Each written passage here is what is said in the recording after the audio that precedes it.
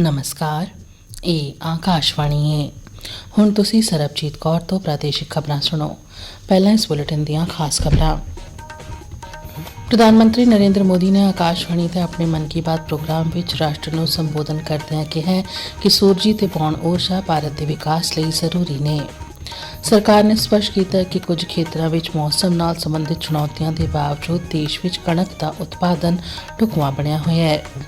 ਸਮਾਜਿਕ ਨਿਆਂ ਤੇ ਸ਼ਕਤੀਕਰਨ ਮੰਤਰਾਲੇ ਦਾ 3 ਦਿਨਾਂ ਰਾਸ਼ਟਰੀ ਚਿੰਤਨ ਸ਼ਿਵਰ ਅੱਜ ਚੰਡੀਗੜ੍ਹ ਵਿੱਚ ਸਮਾਪਤ ਹੋਇਆ।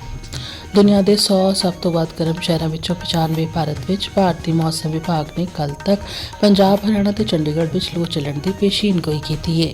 ਤੇ IPL ਕ੍ਰਿਕਟ ਵਿੱਚ ਅੱਜ ਸ਼ਾਮੀ 7:30 ਵਜੇ ਕੋਲਕਾਤਾ ਨਾਈਟ ਰਾਈਡਰਸ ਦਾ ਮੁਕਾਬਲਾ ਲਖਨਊ ਸੁਪਰ ਜਾਇੰਟਸ ਨਾਲ ਹੋਏਗਾ।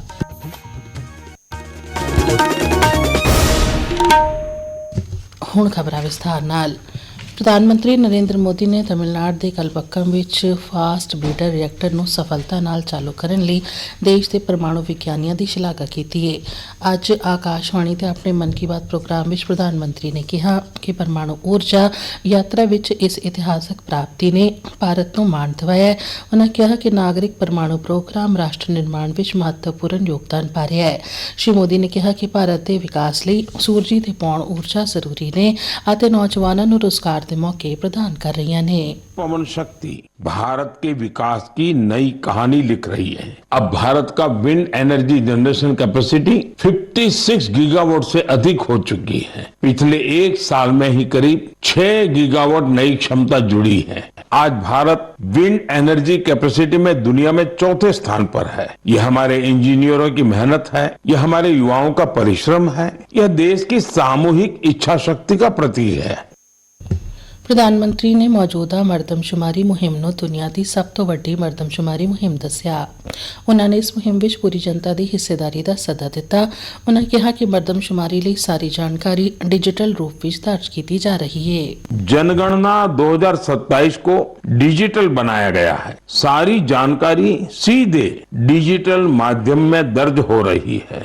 इस बार जनगणना में आपकी भागीदारी भी आसान बनाई गई है। अब तक लगभग 1 करोड़ 20 लाख परिवारों का मकान सूचीकरण का कार्य पूरा भी हो चुका है। आपकी दी गई जानकारी पूरी तरह सुरक्षित रहती है, यह गोपनीय रखी जाती है।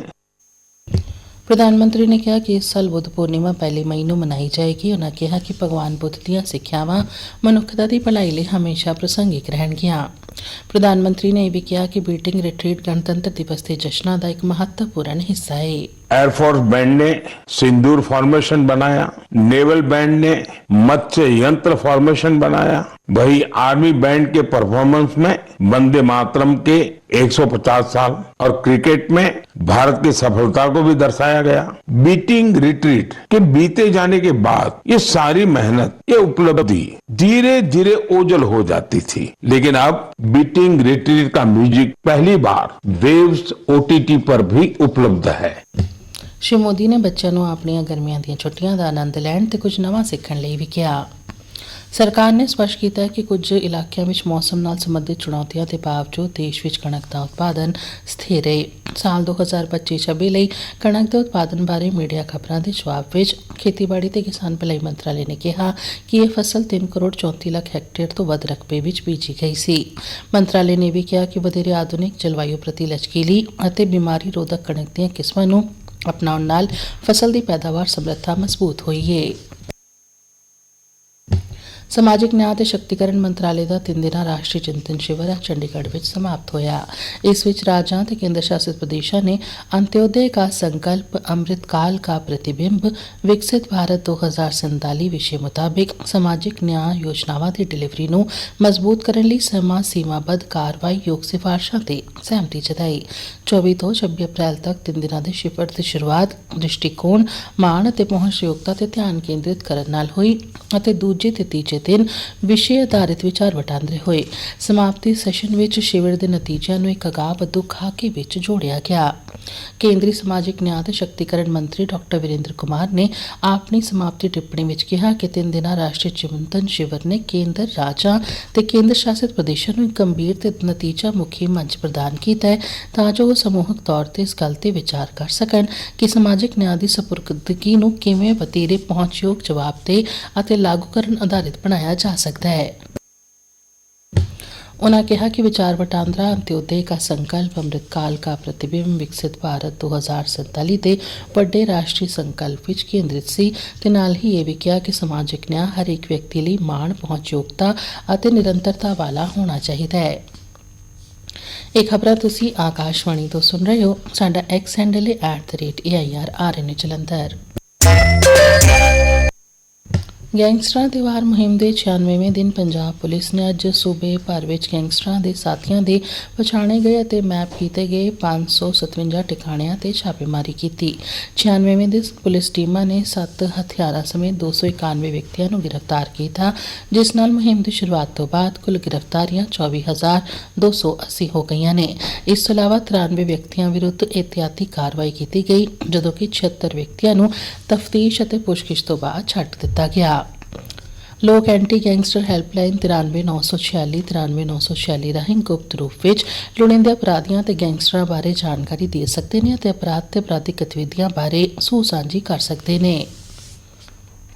ਭਾਰਤੀ ਜਨਤਾ ਪਾਰਟੀ ਦੇ ਅਨੁਸੂਚਿਤ ਜਾਤੀ ਮੋਰਚਾ ਦੇ ਉਪ ਪ੍ਰਧਾਨ ਪਰਮਜੀਤ ਸਿੰਘ ਕੈਂਥ ਨੇ ਪ੍ਰਧਾਨ ਮੰਤਰੀ ਨਰਿੰਦਰ ਮੋਦੀ ਦੀ ਅਗਵਾਈ ਹੇਠ ਕੇਂਦਰ ਸਰਕਾਰ ਵੱਲੋਂ ਮਾਲੀ ਸਾਲ 2025-26 ਲਈ 75 ਲੱਖ ਤੋਂ ਵੱਧ ਅਨੁਸੂਚਿਤ ਜਾਤੀ ਐਸਸੀ ਲਾਭਪਾਤਰੀਆਂ ਦੀ ਭਲਾਈ ਲਈ 7,981.47 ਕਰੋੜ ਰੁਪਏ ਜਾਰੀ ਕਰਨ ਦੇ ਫੈਸਲੇ ਦਾ ਸਵਾਗਤ ਕੀਤਾ ਹੈ।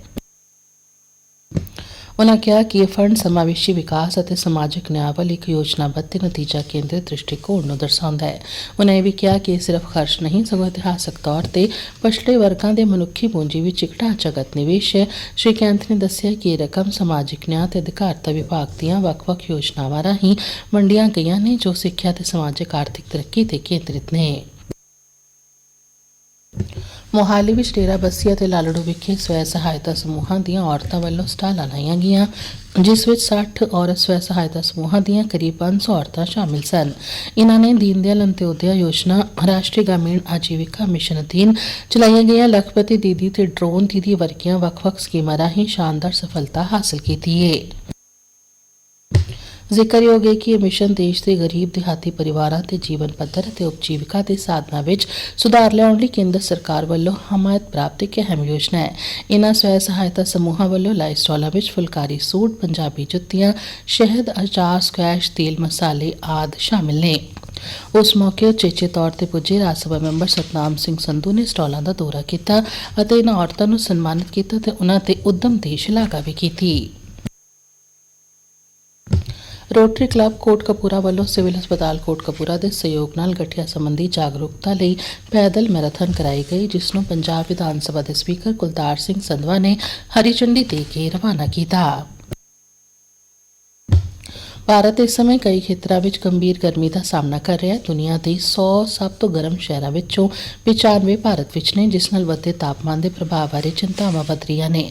ਤਾਪਮਾਨ ਦੇ ਆਲਮੀ ਰੁਝਾਨਾਂ ਦੇ ਅੰਕੜਿਆਂ ਮੁਤਾਬਿਕ ਸ਼ਹਿਰੀ ਅਤੇ ਦਿਹਾਤੀ ਦੋਵਾਂ ਖੇਤਰਾਂ ਵਿੱਚ ਭਾਰਤ ਰਿਕਾਰਡ ਤੋੜ ਗਰਮੀ ਦਾ ਅਨੁਭਵ ਕਰ ਰਿਹਾ ਹੈ, ਜਿਸ ਨਾਲ ਇਹ ਗਰਮੀ ਦੀ ਆਲਮੀ ਲਹਿਰ ਦਾ ਕੇਂਦਰ ਬਣ ਗਿਆ ਹੈ। ਇਸ ਦੌਰਾਨ ਭਾਰਤੀ ਮੌਸਮ ਵਿਭਾਗ ਨੇ ਅਗਲੇ 3 ਦਿਨਾਂ ਦੌਰਾਨ ਦੇਸ਼ ਦੇ ਉੱਤਰ ਪੱਛਮੀ ਤੇ ਕੇਂਦਰੀ ਹਿੱਸਿਆਂ ਵਿੱਚ ਲੂ ਚੱਲਣ ਦੀ ਸਥਿਤੀ ਦੀ ਪੇਸ਼ੀਨਗੋਈ ਕੀਤੀ ਹੈ। ਵਿਭਾਗ ਮੁਤਾਬਿਕ ਪੰਜਾਬ, ਹਰਿਆਣਾ, ਚੰਡੀਗੜ੍ਹ, ਹਿਮਾਚਲ ਪ੍ਰਦੇਸ਼, ਜੰਮੂ ਕਸ਼ਮੀਰ, ਲੱਦਾਖ ਅਤੇ ਦਿੱਲੀ ਵਿੱਚ ਕੱਲ੍ਹ ਤੱਕ ਲੂ ਦੀ ਸਥਿਤੀ ਰਹੇਗੀ।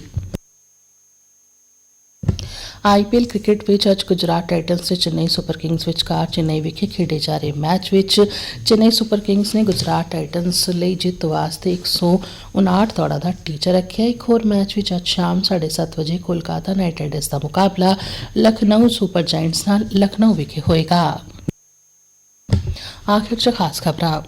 ਪ੍ਰਧਾਨ ਮੰਤਰੀ ਨਰਿੰਦਰ ਮੋਦੀ ਨੇ ਆਕਾਸ਼ਵਾਣੀ ਤੇ ਮਨ ਕੀ ਬਾਤ ਪ੍ਰੋਗਰਾਮ ਵਿੱਚ ਰਾਸ਼ਟਰ ਨੂੰ ਸੰਬੋਧਨ ਕਰਦਿਆਂ ਕਿਹਾ ਕਿ ਸੂਰਜੀ ਤੇ ਪੌਣ ਊਰਜਾ ਭਾਰਤ ਦੇ ਵਿਕਾਸ ਲਈ ਜ਼ਰੂਰੀ ਨੇ।